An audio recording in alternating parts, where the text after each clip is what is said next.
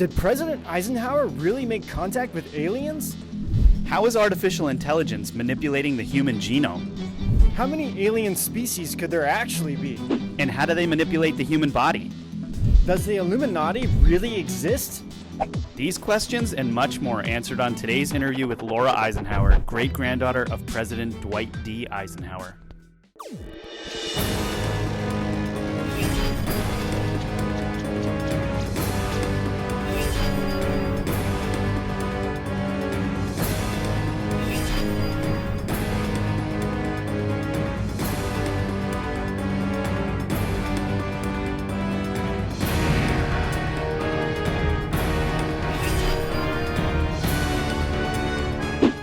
Hi, and welcome to this episode of Edge of Wonder. I'm Rob. And I'm Ben. And today we have the privilege of talking to Laura Eisenhower, who's a whistleblower, international speaker, and intuitive astrologist. And also the daughter of President Eisenhower, or great-granddaughter of President Eisenhower. Well, let's not forget that. So, Laura, thanks a lot for being with us. Yeah, it's really great to have you. Thank you so much for having me. It's great to be here. That's great. So I guess we should probably first talk about Contact in the Desert, yes, right? Yeah. Laura, you're going to Contact in the Desert. What are you going to be speaking about there? Well, I have a lecture, and I'll be discussing the rehabilitation process that humanity will need to go through as more crimes against humanity get revealed. So really going into the physical aspect of what we're going through in this ascension window period and how that corresponds with, other agendas that have been in the works connected to artificial intelligence and transhumanism, just to help people have more discernment, because we're getting sort of bombarded with signals from the AI and a lot of the stuff that we see through news and media, even alternative news, that can help shine some light on these deeper conspiracies. But there's also high vibrational energies that we're able to download to advance our DNA.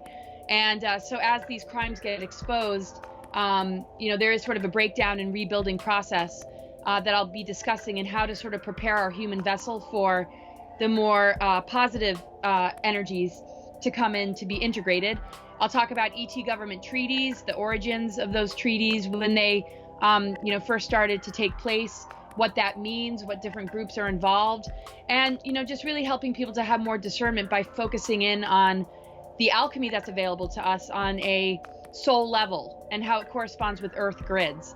My next talk is a lecture that'll go into even more detail.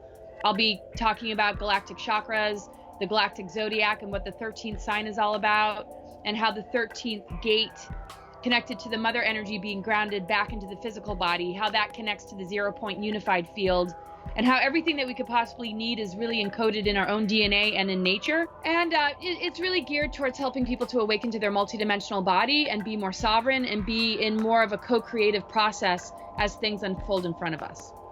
Wow, there's a lot of information there. We could easily dive into a lot of what you said. Yeah. Well, so at first I thought, because this will go into it, I thought we can ask her about your great-grandfather, Eisenhower. So he did a treaty, right, with one of the alien races? There's a little bit more to the story than that. It was considered more of a surrender by the time he stepped into office. The actual treaties began with Aleister Crowley, Winston Churchill, and Hitler. And then it was presented to Roosevelt's administration. It was presented to Truman. The beginning of the three-letter organization started to develop. MK Ultra was already in the works.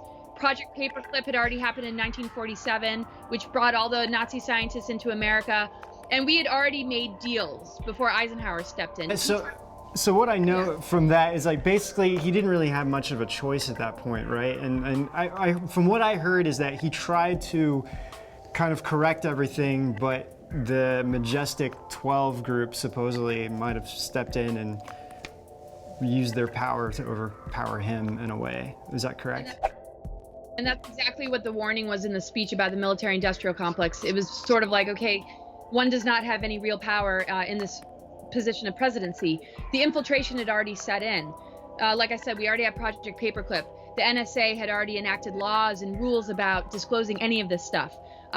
He was a president that probably had more contact than anybody else, but He was constantly shut down. And they tried to negotiate with the Nazis after the Second World War. And of course, that's not in the history books. We hear about Admiral Byrd and his expedition to Antarctica. We hear about, the UFOs flying over Washington in, I think, 1954, that basically created this threat. And they didn't have their hands on this alien technology. But when Eisenhower realized that his own allies, like MJ-12, was a part of that cabal or shadow government, he realized that he didn't have any control. So if people watch the interview with Anonymous, interviewed by Richard Dolan, Anonymous is the name of the guy on his deathbed that was basically revealing a lot more about how Eisenhower tried to invade Area 51. He tried to get answers. He tried to turn everything around.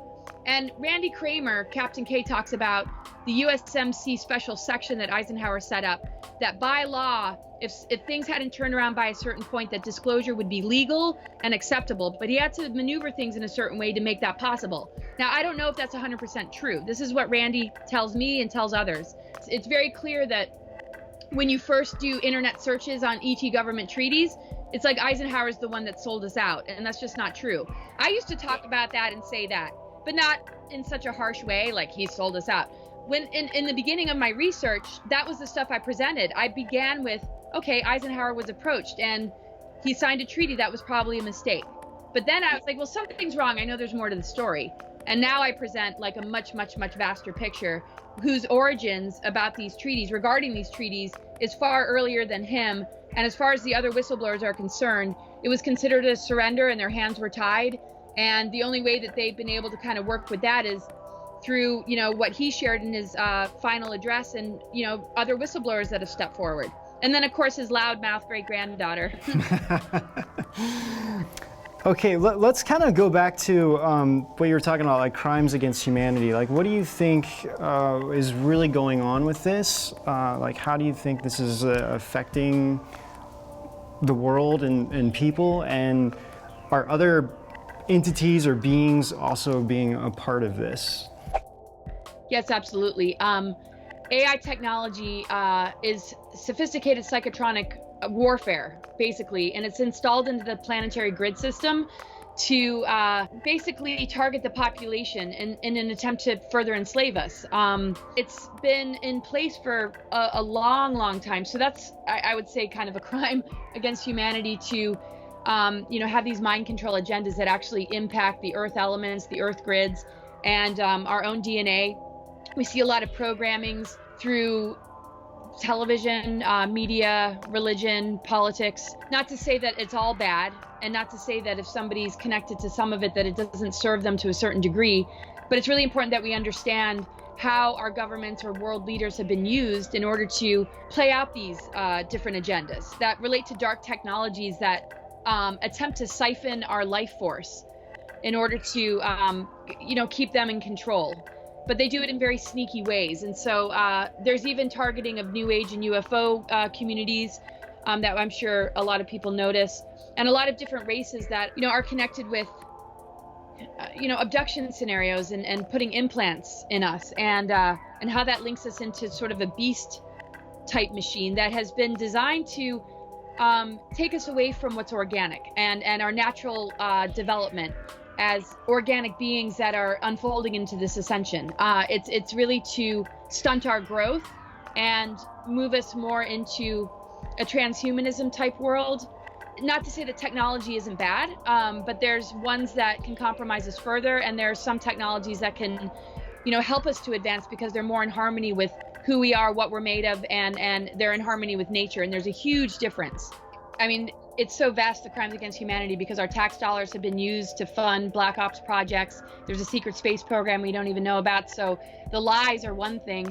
And then we've got satanic ritual abuse. We have child trafficking, pedophile rings. I mean, and that's all starting to come out. So we're in a very potent window of a lot getting exposed with the indictments, the sealed indictments that are now opening up. A great person to refer to is David Steele, who is a former CIA officer and whistleblower, who really, is one of those individuals coming from the inside, with the information and also the drive and willpower to bring about justice from the inside out. I was just relieved that Hillary Clinton didn't get elected. I have a good feeling that even though we might be confused about Trump's intentions, I don't feel that he's wrapped up in the cabal or these darker agendas. And that there's a lot of promise in this administration that some of this stuff will become more exposed. It doesn't mean I'm a Trump supporter, but I'm in support of anything that isn't in the dynasty of like Clinton, Bush. And I don't want to get all political because I know that can be a turnoff for people, but I just think it's important that we don't have, individuals that are representatives of the cabal, the darkness of the cabal, and those kinds of crimes. As long as somebody is in that position, it gives us a lot more breathing room to be able to disclose some of this stuff without the lid being shut. But it has to be done in a very strategic way, because lives get lost, and if too much gets exposed too quickly, those that are associated might flee. There's just sort of at least as far as David Steele is concerned, until it's really solid, they don't want to say too much until they get over a few obstacles and humps. It doesn't really serve us to know too much at this time, because obviously all those other ears are listening in, trying to figure out their next move. And so there's some strategy going on.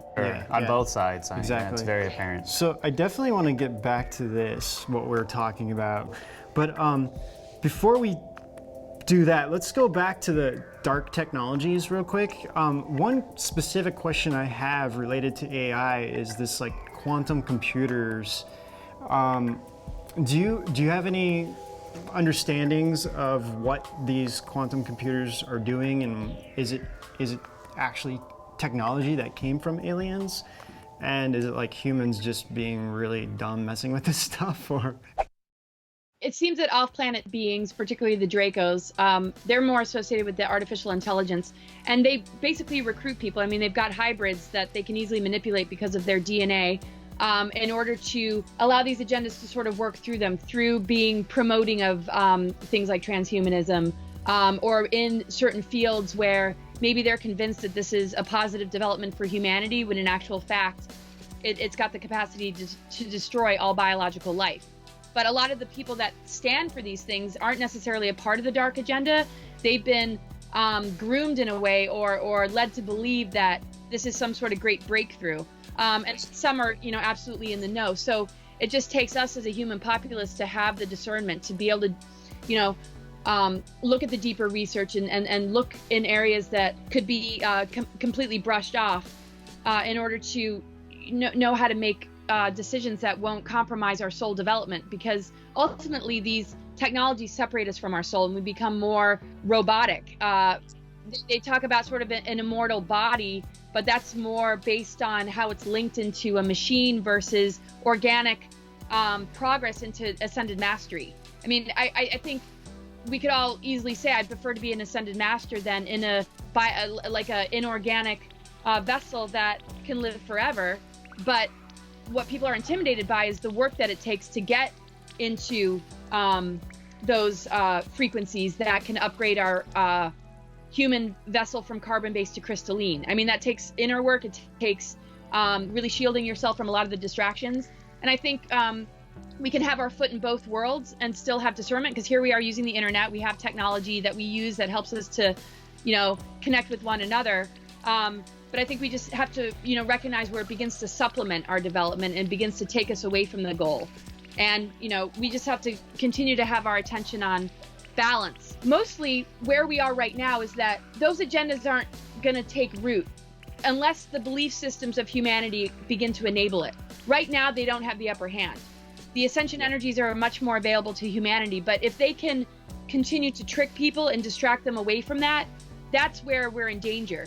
Their ability to pull off New World Order isn't what it used to be, because we've been able to move through this window pretty successfully without having some of the goals that they've had put in place. They expected us to be a lot more enslaved at this point. So all they can really do is throw us things that infect our creative energy and steer us in their direction. But as far as the timelines go, they don't have the upper hand. They're not in charge of the timeline anymore. That's why they were so worried about this window period, because they knew they would lose their grip.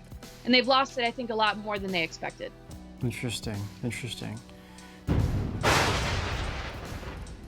So, real quick, could you just explain, mostly for our YouTube viewers, what transhumanism actually means?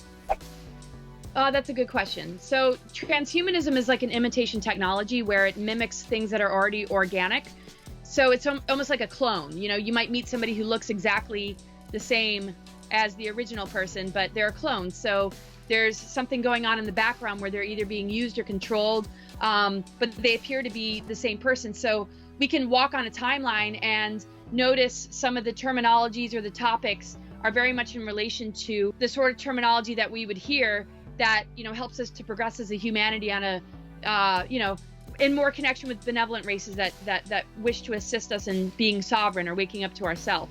And this other one sort of mimics it. So we're getting almost like a photocopy with things distorted to just enough of a degree to compromise us. And so it's very tricky. The alien machinery known as the Beast Machine is held in the planetary body through massive levels of reversal AI program consciousness. And what it does is it creates digression. And what it eventually has the capacity of doing is almost like the living dead. It's almost like being on a life support system without the soul essence or soul quality. Yeah, they're trying to make us like zombies, kind of, right? I mean, essentially. Yeah. Control them. I mean, they're trying to weaponize nature. They already have in a lot of ways, and weaponize humans. But the thing is, the great thing is that we have more power in this than we realize. It's just a matter of knowing what the traps are. Just like if we form a relationship with somebody, we notice red flags. We might give the benefit of the doubt, though, and find that we get ourselves further and further immersed into a difficult situation that's hard to pull out of. So we almost want to look at ourselves like we're in relationship to everything. What are the triggers we feel? Where is the hesitation?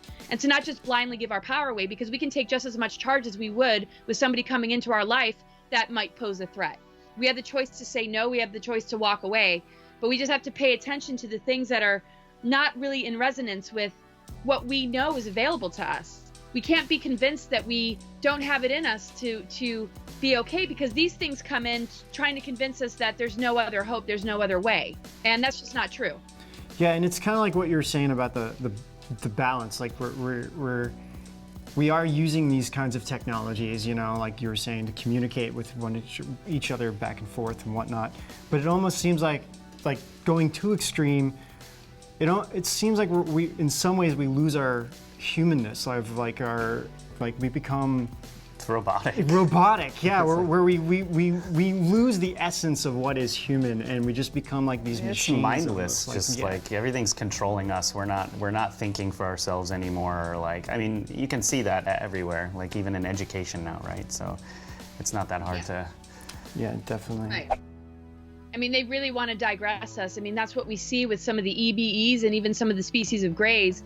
They represent digressed humans later on in the timeline that come back to get genetic material in order to rescue themselves or save themselves, because they end up being a dying race. And their life cycle has to do with technology, abduction scenarios, because they can't advance further than a certain point in history where they begin to just sort of die out. I mean, they lose their reproductive capacity, they clone themselves.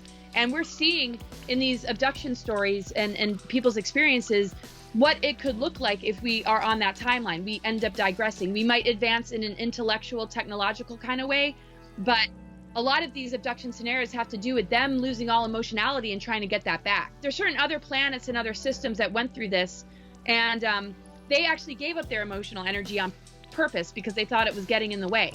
So I think the pressure to be enlightened makes us deny the processes and the emotions that we need to go through. And I also think, our desire to take shortcuts also, stunts our growth. So I just think we just need to be comfortable being who we are without the fear of a punishing God, because that whole paradigm or that whole belief system makes people want to take the quick and easy route, when we need to just remember we're all connected to source, 0 point energy. We're all multidimensional beings. And, everywhere we turn, there's, some sort of manipulation that puts us in a certain level of survival, when really all we need to do is just get back in touch with ourselves and nature. Not in a primitive way, but in a way that helps us to see that, like, the earth energies are advancing. Our DNA holds the higher harmonic universes and higher earth energies, but we're not going to get there if we can't upgrade our DNA or switch on the dormant strains. So it's really a process of initiation more than anything else. And so life will give us exactly what we need to go through those initiations, even if they're a little bit daunting and uncomfortable. You know, we can start to reach out to people that can help us through that, which is what I do for a living. I do astrological sessions to help people, you know, recognize some of the traps and some of the, you know, gifts that they might not realize are there, to help sort of turn the lights on. So again, some of the people on YouTube are maybe a little unfamiliar with the terms. Can you explain what EBE is again? Extra biological entity. So they look like grays. They're the Ebens that Corey Good kind of mentions? Yeah, I think they're the same. Okay. The other thing, so kind of going back, you mentioned the 13th gate. That's something I am not that familiar with. Could you, this was like earlier in the conversation, I just was curious what that meant. Yeah, the 13th gate, that's connected to the core of this planet. And when this planetary body was formed after we sank in density from a harmonic universe called Tara in dimensions 4, 5, and 6, we had planetary explosions like Tiamat, and then in this particular solar system, Maldek exploded. So we had cataclysms like the Atlantean cataclysms, the Lemurian Holocaust, something called the Electrical Wars. And that's when the AI started to really infiltrate the planet. That's when the Annunaki really started to take advantage of us in our sort of fallen state. But it was really just us exercising free will and recognizing that, you know, we're here to learn the right use of power. And so we're sort of gaining our DNA back through experience in all these different incarnations. So the 13th gate represents the mother energy that morphed into the physical planet thousands and thousands of years ago. But because of these cataclysms, because of the exploded planets, because of the infiltration of Satanism, Luciferianism, without it making it about the entities, but more about the practice, you know, the ritualistic type mentality that comes along with it. That, along with putting this dark technology to impact the Earth grids, which in turn impacts our DNA, the mother energy, or that 13th gate, was not available to this planet. And we've been in all these dark cycles since. We've had world wars, we've seen all the injustices, we've seen the imbalance of the masculine and feminine. And in a sense, it's like a physical person that's not grounded in their body. You know how people leave their body because of trauma, or they're just not able to be grounded? Well, the 13th gate, or the mother energy, was not able to be grounded in the planet. And this whole window period is when we, in a sense, have gotten back into alignment with the galactic plane, which has allowed that energy to come back into the Earth. And it's basically where we begin to progress, because the 13th gate is basically 13-dimensional core. It's a monadic core, which connects to the 0-point energy and into the Andromeda galaxy, which actually reunites Milky Way and Andromeda, which in turn helps us to upgrade our DNA and activate something called the infinity spiral, which is in our energy body. So as the Earth moves into higher Earth energies, we get these activations. But the whole attempt of these controller groups is to divert us, distract us, and put us somewhere else. And let me ask a follow-up question here. This is more for our viewers than it is for Ben and I. But you know an enormous amount of this. So like Ben and I have been kind of saturated in this environment for like a couple of years now. And I can like follow everything you're saying, right? But actually a lot of people who aren't familiar with this might not be able to follow all of the things that you're saying and kind of the histories of these things, right? Yeah. Do you have any advice for our viewers on where they can find these, like, you know, aside from hopping on a video conference with you, where can they actually find this information? Like, you know, actually Ben and I we have a background in some of these research things, so it's like we can kind of get in there and find these things. And but what advice do you have for our viewers on how they can find more information out about this? Well, I do presentations. You can find some of the presentations online. I would check out energeticsynthesis.com, Lisa Renee, and Keylontic Science is helpful too. Basically, just to kind of break it down, we're going from Tree of Knowledge to Tree of Life, which represents DNA. Tree of Knowledge would be duality, good and evil, you know, everything out of balance, until we learn balance again, which restores the Tree of Life. It restores our DNA template. Our DNA connects with the stargates and Earth grids, and simultaneously, we're getting more in touch with who we are as the planetary body is able to ground the essence of the mother again, which is connected to the Father, which is connected to the Trinity, which helps us to move into higher Earth energies, which we weren't able to do until this window period because of all the cataclysms and things that threw the planetary body off. The Zodiac has even shown up as a 13th sign, Ophiuchus. That came in 2010. The sun started to move into the 13th sign of the Zodiac. And it is ruled by the element ether. And it's the only sign in the Zodiac that's ruled by ether. Everything else is earth, air, fire, water. So what that means is that alchemy is now available to us. And because the 13th gate represents the healing of humanity, just to kind of put it in different terms, even on a zodiac level, even looking at the Venus transits and what it's drawn in the sky as far as sacred geometry goes, we've been in a huge phase of correction for thousands of years. And now we're at a point where we can kind of get ourselves back. And the planet is like ready to carry us, you know, somewhere really special. But we need to be grounded, not think that we need to be rescued or pulled out off this planet, which is what the Mars agenda was about. So it's recognizing that when the ether is included, it corrects the reversals. You know, we see the pentagram upside down. When it's up, right side up, we're able to bring in spirit and we're able to purify the elements, which in turn changes the physical density around us.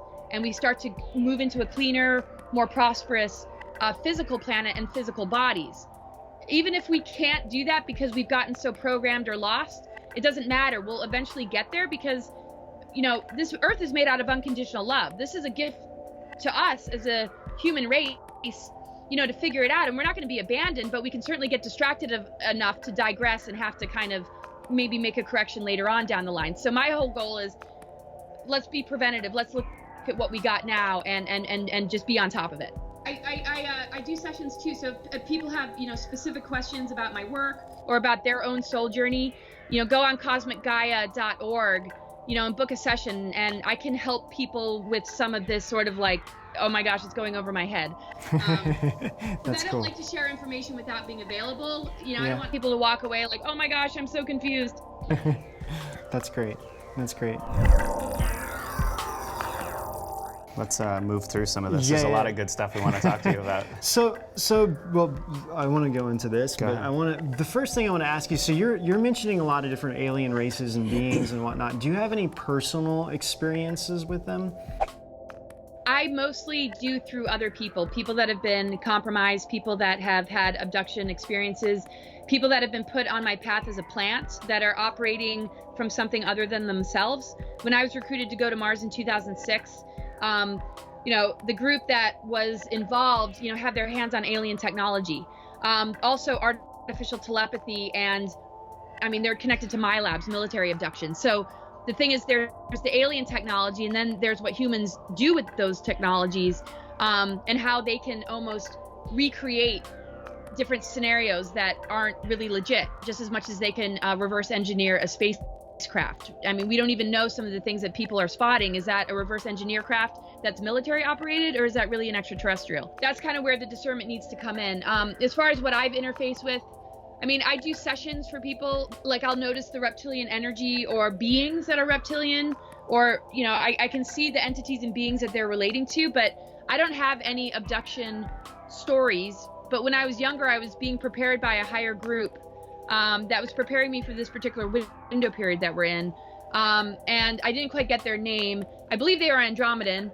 I know it began with an A, but they were luminous, and you know, they had me look through something. It was like a viewfinder to look at the timelines and to warn me to not go anywhere they wanted me to go. Interesting.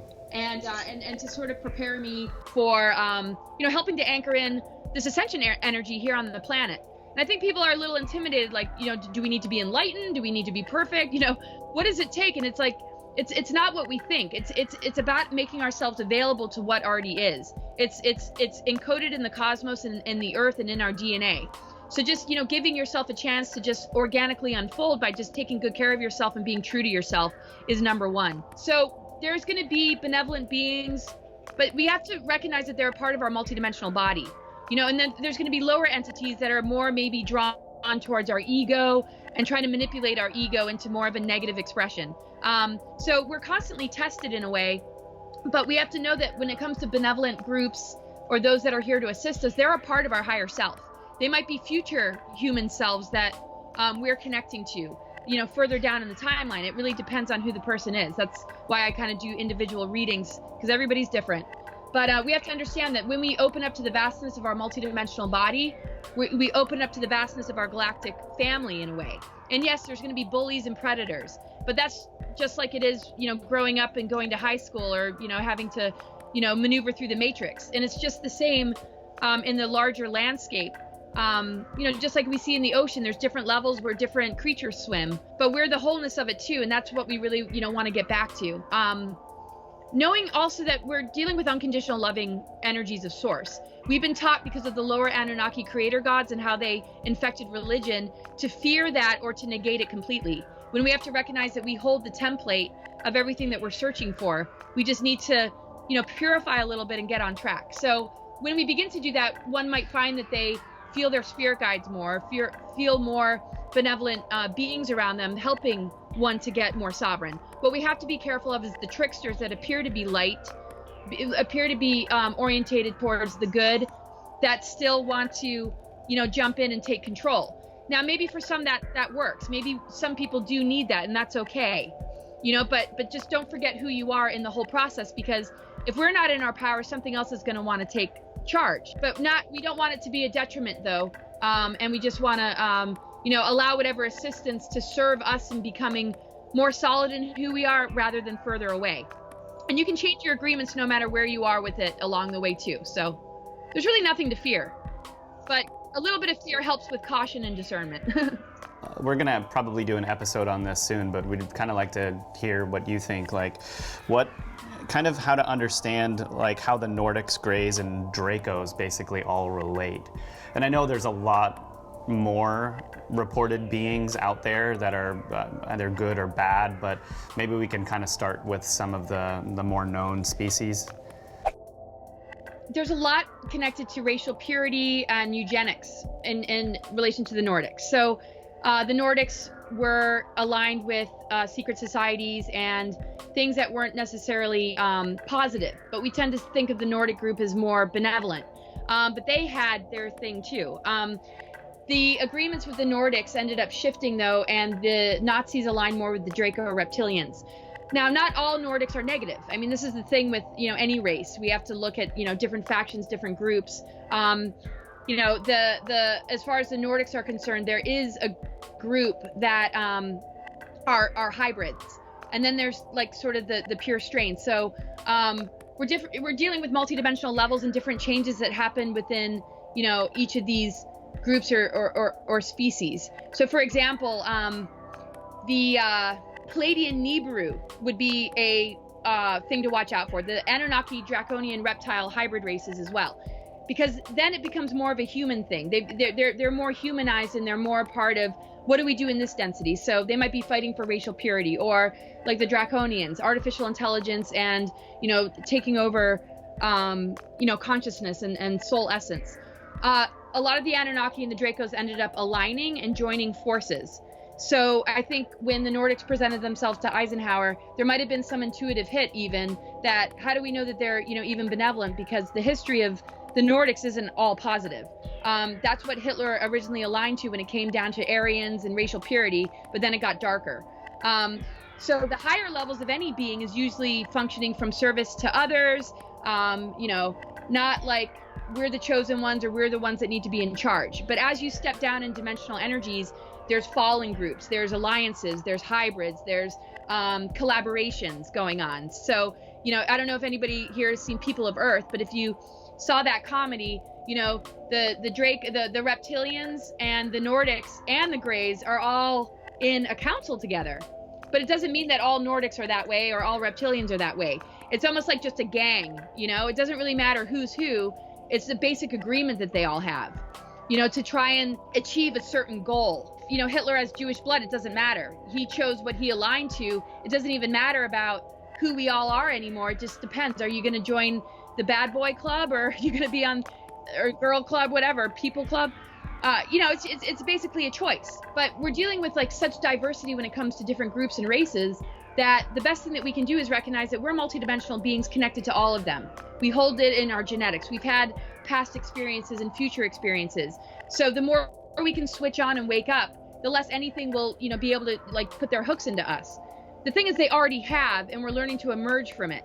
We got to be careful of something taking us further down. And when we, claim our sovereignty, we'll notice that the higher races that might be connected to the fallen ones show up or are a part of it. they might be Nordic, they might be Palladian, but not the Palladian Niburian that, you know, align with the Dracos. So there's a lot of confusing history, and I know for people it's just like, Right, but, and there's a lot of disinformation out there as well, which makes it kind of hard to decipher between, you know, what's the real information and what's the fake information. Right. And so when it comes down to good guys, bad guys, it's not so much about the race, it's more about the groups, the treaties, and the intention behind, you know, some of these groups. So the main controller groups that people can research is the Sons of Belial, Belial, I think that's how it's spelled, and the Black Suns. Those are the two main controller groups. And there's a lot of different types of beings. I mean, even the Galactic Federation, you know, has a number of different types of beings.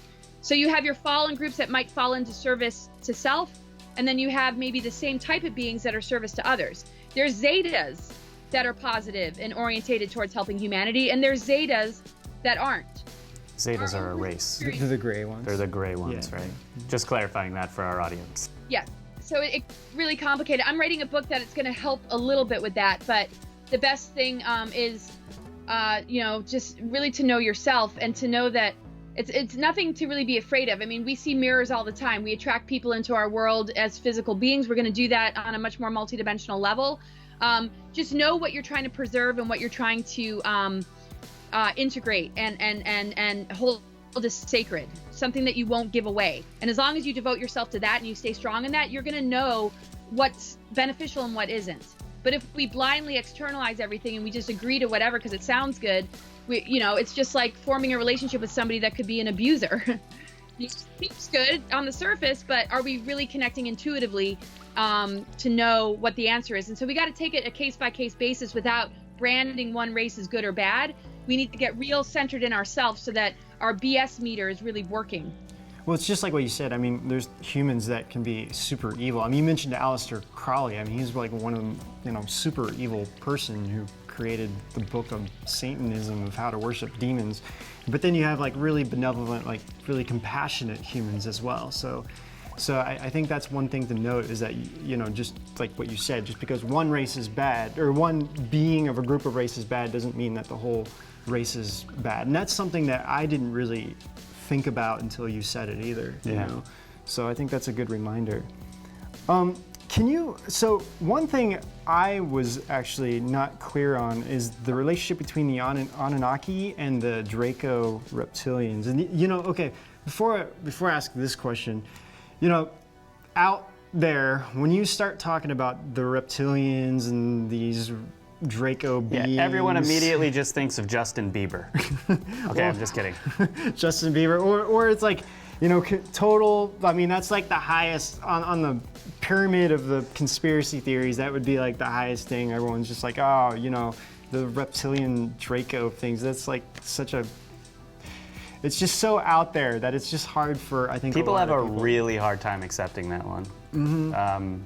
How do you, well, I mean, you can keep going. I'm just wondering, like, how do you help explain this to people who are maybe on the edge? They're not really sure about this, but they've heard about it, and they're just not quite sure what to think. Well, I don't think we need to form any fixed beliefs. I think that's a little dangerous. I think we just need to sort of be aware. It's like when we fly in a plane, we get the rundown of what happens if it crashes. It's pretty rare that it would crash. You know, if we're maybe swimming in the ocean, we get a warning about sharks. Are we necessarily going to be attacked by sharks? Well, I mean, and is there any disbelief that they even exist? I mean, I think there isn't, because we've seen it firsthand. If we're not seeing something firsthand, I think it's important to have flexibility, but also an open mind. That's what I do. It's like, I haven't seen any of those rituals, but yet, because of my clients, because of whistleblowers, because of all the common stories and how similar they are, beyond a reasonable doubt, I'm sure it's going on. But do I have an absolute fixed belief about it? No. Do I allow it to cause me fear? No, because I also recognize that there's agreements and alliances, you know, that for some are ancient and they are born into it, and they might agree or they might choose, you know, to leave it. So I think we just need to look at it from an observer standpoint. We're learning about something that we don't have firsthand exposure to, but yet look at what's hiding in plain sight. Look at your dollar bill. Look at the Masonic, you know, type thing. You know, research people that have gone through the Monarch programming and are coming out the other end. The most important thing is that we look to the people and we look at the stories. When we, research on the internet, there is disinformation and there's a lot of fear tactics as well. So, I would, just be like a neutral observer to the best of your ability, and just know that as we move into more disclosure, more exposure, more of the ascension energies, a lot is going to come out of the woodworks that's been hidden. And that's when the real proof is going to come along. I think we can safely assume that something's going on just looking at the royal family, knowing that there's alien technologies, knowing that these ET government treaties are more than likely real because there's too much evidence, there's too many whistleblowers, there's too much that has been written. The thing that is the trap is where that information's been manipulated in order for us to lose ourselves to, any, kind of control. That's where our safety net is that we'll claim our sovereignty and just, do your best with the research. Shape-shifting reptilians, until I personally see one, I safely assume that more than likely they're probably there. But if somebody were to all of a sudden declare that was all just a hoax, I'd be like, okay. And if somebody said, hey, they're about to knock on your door, I'd be like, okay. I mean, nothing's really shocking. And it's like, you just got to find yourself sort of like not too immersed or attached to beliefs is my best recommendation. So basically, I should stop watching all of those Justin Bieber videos and trying to see his eyes do that thing. I think it's a little safer to assume that a lot of people in the music industry and in Hollywood and in politics, there are deals. I mean, even Lady Gaga talked about selling her soul to the Illuminati and how she feels she's paying the price with fibromyalgia. You hear things leaked. I mean, there was an interview with Brad Pitt that he was admitting that he sold his soul. Maybe he was kidding. I have clients that have been to dark rituals, satanic rituals, and seen celebrities there, politicians there. There's people that are talking about the mind control programming and the different politicians that were their handlers. Or Kathy O'Brien talks about Gerald Ford and these other presidents that were using her as a sex slave. So, are those implanted memories? We have to consider that, but more than likely not. Well, just to go on that aspect, we personally actually know somebody. I mean, they won't go on camera or anything talk about this, but who've actually been seen. They were trying to be recruited into this whole thing, and she even met like some of the people, some of the celebrities that were a part of this and everything, and she was like there, and then at the last moment she started realizing everything that was going on and was just like, this is super evil and I understand what this is now, and she ran away from it. There's a lot of confusion as to who's who and what's what. I can safely say that the Eisenhower family is not Illuminati, and I was raised in it, and I did hypnoregression, and I've done everything just to be sure. So yeah, there is a lot of whistleblowers. There's a lot of people that have survived the Monarch programming, MK Ultra. There's a lot of super soldiers. We hear that their stories are very similar. And so there's obviously something there. It's not all, human. We hear, Corey Good's testimonies. I mean, he's a major insider of, what's been going on in the secret space program. And so the evidence is too strong to say that these things don't exist, but how these stories are manipulated or overblown or distorted is where we should just be careful.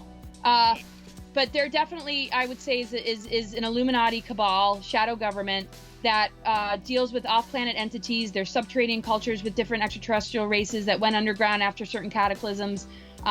There's hybrids amongst us. There's breeding programs. There's going to be new hybrids being introduced into this physical planet. And then we got these control agendas. So, I wouldn't let the fear factor come in for people that are really confused by all this, because just know who you are. We could enter any arena at any time, a festival. There might be robbers and predators and dangerous people, but there's also beings of light.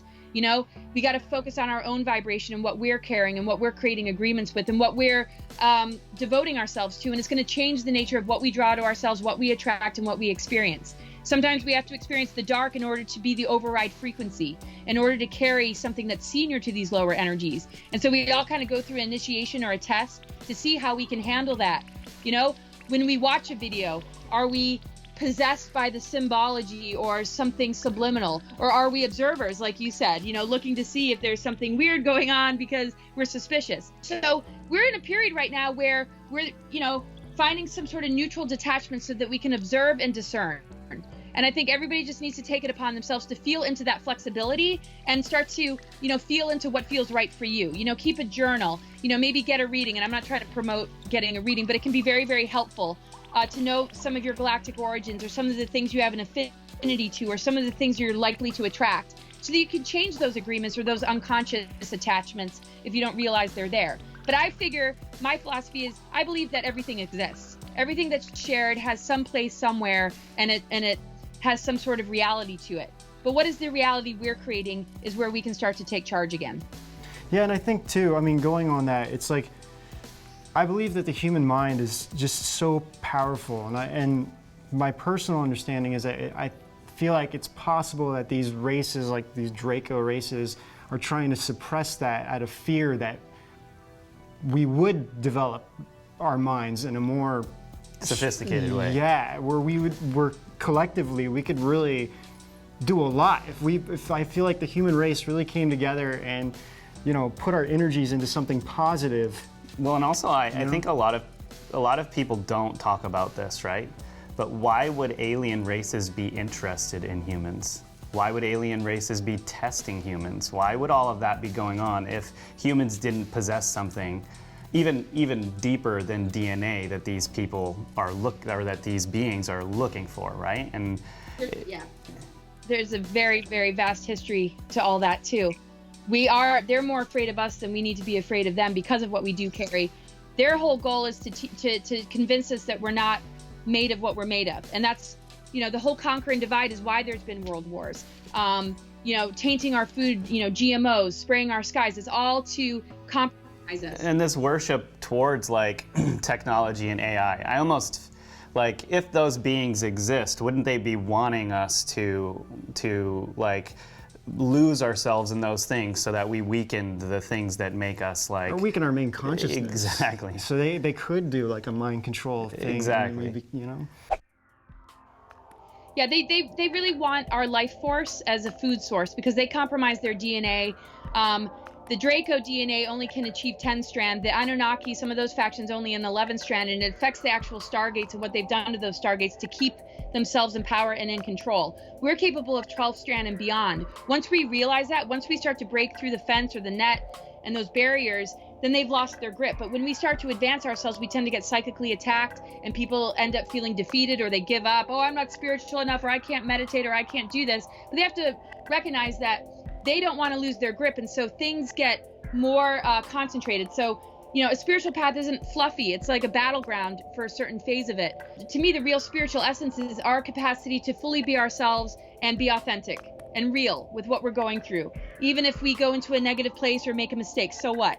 Doesn't mean we're any less spiritual, but giving our power away is where something else is running that energy for us, and they want that because they rely on us for a food source. They're kind of in survival, so they're doing everything they possibly can, which is why they're so motivated and why they put so much attention on it, because it's not just because they're control freaks, it's because they rely on us for food. In our ancient history, we were seeded as having the capacity to connect with the Trinity, having the capacity to have such advanced DNA that would cause their extermination. And so the agendas have been to program us out of this knowingness. I mean, just think about it. Everything that is adversity, every physical symptom we have is meant to bring us closer to ourselves. Our culture teaches us to give our power away to the doctor. We get a diagnosis, we get a label, we're put on drugs. That gets us further away from ourselves. It might give us temporary relief, but it doesn't enable us to understand what the messages are to upgrade ourselves. And so these reversal energies are to take those initiations or those times where we are feeling, physical symptoms, and that's where they hook into us, because we're taught to fear ourselves and give it to somebody else who might have expertise, and that's one of the biggest programmings there is. We don't know how to heal ourselves, but we're learning to, and that's all coming back. And so we got to see, where are they manipulating us, because they have no power over us except for the power we give them. So next time we have physical symptoms, can we go deep inside of ourselves and understand the root of it, or do we immediately take something to take away the symptom? Because that mindset takes us more into transhumanism. Interesting. And we just gotta notice the subtleties, and call our power back in the moment rather than fear, these larger groups. I mean, they only can play us to a certain degree, and then once they lose their grip, they might be begging for forgiveness, or they might just get the heck off this planet. But these artificial timelines do go into sort of a phantom Earth that's on a life support system that they're hoping to usher enough souls into an agreement to, so that their soul essence is sort of lost from them. Real quick, can you just explain the difference between the Anunnaki and the Draco beings? Yes. Well, the Draco, it's sort of like the Anunnaki commissions them to do their dirty work. This is actually what Eisenhower said in a channeling, is that the Anunnaki work with the Draco, and the Draco do like the darker sort of manipulation with technology and AI, but the Anunnaki has an agreement with them to, do their thing. It's like hiring a hitman almost. It's like, I don't want to be the one who does it. I'm not sure how, but you guys do. So, we'll join in the spoils of war and the loosh that we, take from people. Certain factions of the Anunnaki aren't in agreement to it, though. So alliances were formed at a certain phase when there were two separate controller groups. They ended up joining forces. And so they created hybrids, Anunnaki Draco reptilian hybrids, which I think are mostly the Cabal. And are the Anunnaki like also reptilian beings? I don't think all of them are, honestly. I mean, because if we look at Anunnaki, it's those that came from the heavens or a royal seed. And there's, the Tuatha De Danann, or if I'm saying that right, there's higher energies. The Druids and the Celtics were connected to those higher, deities, if we call them that. Like the Norse mythologies and certain pantheons have a lot higher vibrational energies than some of the more reptilian embodiments. I mean, we can look at Enki and Enlil and some of the Anunnaki glyphs or things during Sumerian times that showed Anunnaki beings, but not all of them were. Like Inanna wasn't. But it's sort of like being born into a family line, and some of them are reptilian and some aren't. It depends. I mean, you can be born into a family where there's RH negative, RH positive. You're dealing with almost two different types of species within the same family. So I think it's the same thing with the Anunnaki, where there has been sort of this infiltration or agreement with some factions with the Dracos, but not all of them were, which creates different, timelines. Enki and Enlil had two different agendas, but they're still a part of almost like the same family. So I think the reptilian component is when that part of the genetics is illuminated. The reptilian mindset, that's all a part of our brain. But if we're, attaching ourselves too much to that reptilian part of our brain, we might start to morph more into a reptilian embodied being versus more balancing the mammalian to the reptilian, or focusing more on other aspects of ourself. I mean, I think over the course of time, what you choose to empower and identify with is going to become your physical expression. But when we're talking about fallen entities, supposedly they were like higher angels that turn into reptilian forms or more demonic looking forms. And just to go back, the Nordic aliens are connected to the Draco alliances, but not all of them. And the Draco, they have that whole hierarchical thing going on. And they commission other groups, or other groups commission them. And so it's very hard when somebody's talking about different ET groups that are interfacing with us or integrating into our society, whether or not that's a positive thing. But the thing is, there's certain things that we can't stop. So we can be diplomatic with things that want to have control over us, as long as we don't give them that control. Because we actually heal these species the more empowered we get. We break their control agendas if we stand in our power. But as long as we're sort of oblivious and allowing of it, it's sort of like you can break a control freak if you refuse to allow them to have domination over you. So in a sense, there's two things going on: what the agendas are and what we do in the face of those agendas, and how we're healing some of these species that might come in with lesser intentions. So as far as what any of them saying, as far as preparation goes, there might be some positive messages there, but if they're not anchoring us back into, our awareness that we're the most advanced technology with the most advanced DNA of all, and that we're the ones that we're sort of been waiting for. So what are we waiting for, kind of thing? Like, what are we waiting for if we're the ones we've been waiting for? Let's do it. Let's just, step into that zone and support one another. We got a lot to heal from. We got a lot of things that we're probably not too proud of too, but that's okay. We can all kind of laugh about it and unite. So anybody who's preparing us for any kind of contact, I think also has to prepare us as individuals so that we know how to handle contact when it happens. Can we ask you some personal questions? This is so we kind of wanted to know what it's like for you having to speak about these things and trying to awaken people the way they the way that you are. Do you ever feel endangered or anything, or do you ever get weird knuckleheads trying to like, say bad things towards you, or do you ever feel threatened or anything like that? I mean, how are things? It's always been that way. You tend to filter it out and not notice as much when you just realize it's part of the territory. Sort of like if you go camping, there's going to be mosquitoes. You can't wipe out the mosquito population, but how do you handle it? How do you deal with it knowing that it's there? Yeah, I've had plants put on my path. I was supposedly pre-targeted before birth to end up on Mars. I've had weaponry on me for my whole life, but nobody really understood, and I couldn't tell anybody. I just thought, oh, it must be me. I must be doing something wrong. Maybe it's karma. I wasn't thinking in terms of weaponry, and then I went to a clairvoyant institute for a couple of years, and they helped me to see you're being attacked. They got weaponry on you. They were learning about it through reading me. So, there's ways to protect yourself, essential oils, black stones like black tourmaline or shungite, and just, being in a high vibration, having a sense of humor about it. Demonic dark energies do not like humor. If I get trolled, I kind of poke fun at them a little bit, or I ignore them. Just sort of like, this is a real great life calling you have, What a hobby. You got to turn the weapon into a tool for your empowerment. Like anytime I get insulted or I feel a weapon on me, I say, thanks for reminding me of how powerful I am and, what we as a human race are made of. Thank you for the reminder. And then, I take a little bit of time and I amp my vibration in the face of it, and it took me a little while to sort of train myself to do that. Because, my first reaction was taking it personally or feeling crushed or feeling angry or like, picked on. But then you just sort of like work with it a little bit. Everybody's got, a side to themselves that can act as an enemy. It might be a self-destructive part of our character or a negative ego feeling or, really dark emotions about life. So I just kind of handle it as things come and I tend to the garden. Like if there's a bunch of weeds trying to strangle me, I pull the weeds. I take the time. You just have to remember it's something that you absolutely can handle. And that there's other people that can relate. You can find support groups of targeted individuals. I mean, we're in a place right now where we're not alone anymore. There's people everywhere to reach out to that are going through the same sort of thing. And the more we pull together, the more we unite, the more we increase the immune system of humanity on the planet. And it starts to ripple out and create sort of a much more massive healing. Yeah, sure. No, it's great. Did you want to say anything just like finally about contact in the desert and you being there or anything?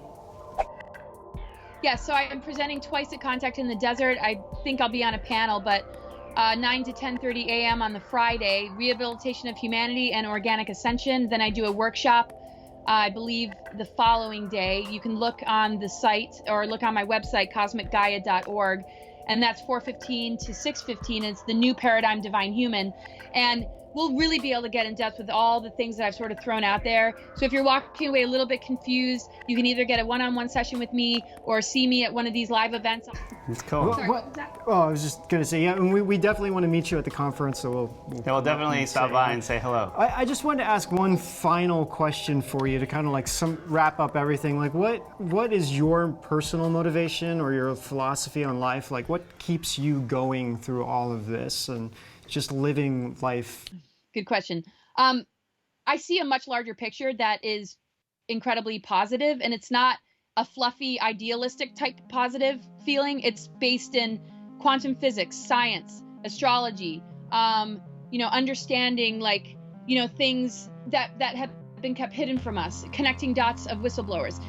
With all this research that I've done for years and years and years and years, I have never felt into the doom and gloom. I really feel incredibly grounded in an incredibly positive message. It doesn't mean it's going to be easy or we're not going to, deal with darkness to a certain degree, but how can we empower that to not be such a negative? It's actually a beautiful thing. I think what keeps me going is that I really feel into downloads and epiphanies that lift me up when I'm feeling down. Like there's always something that is a greater truth than what feels terrible and dark. The darkness and what feels uncomfortable is just a part of the metamorphosis or the transformation. It's never a destination. It might be something we have to move through, but it's never a fixed reality. And I've proven that to myself again and again. I see it in my clients. I see it in the larger picture that no matter how bad it seems, it's all just a part of a greater process that's taking us somewhere much more embodied, much more awake, much more in tune with our higher and greater abilities. And we've barely scratched the surface. We have not been in our higher embodiments for so long that it's almost like we are zoo animals that were born into captivity, almost intimidated by our own natural habitat when we're allowed to go venture back into it. And so we gotta like realize that what feels unknown is more familiar than we can imagine, and that we have a lot to look forward to. Great. Thanks. Well, thank you so much, Laura. I really appreciate you for having me. This has been great talking to you. Yeah, so we're gonna sign off here. Until the next time, we'll see you out On the edge.